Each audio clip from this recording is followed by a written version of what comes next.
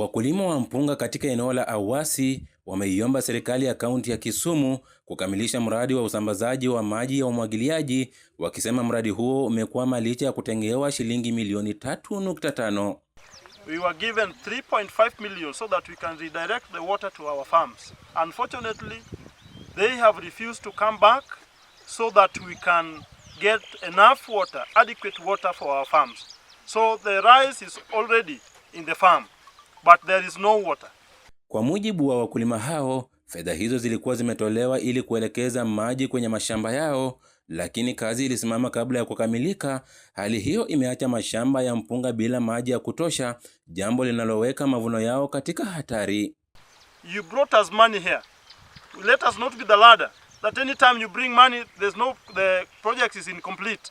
We want this project to be completed so that we can continue with the activity of doing rice farming. Wakulima wanasema tayari wamepanda mpunga, lakini ukosefu wa maji unatishia kuharibu mazao yao. Wameitaka serikali ya kaunti kuhakikisha mradi huo unakamilishwa ili waweze kuendelea na kilimo chao ambacho ni chanzo kikuu cha mapato kwa jamii.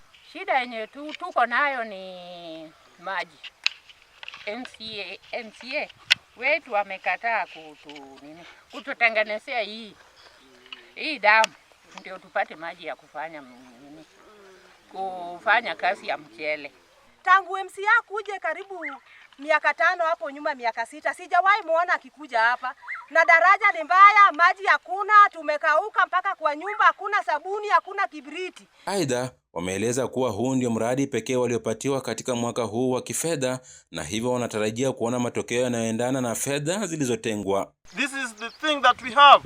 The only project that the county government gave us in this financial year is this project. And 3.5 million is not a joke.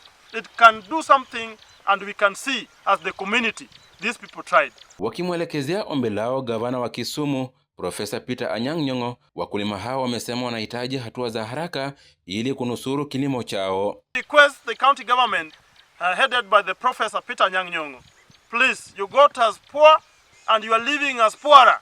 Can you do something so that we can gain out of your leadership? Otherwise, we are not going to vote in the next coming election, because if this is what the county government can do for us, then we don't see the need of voting.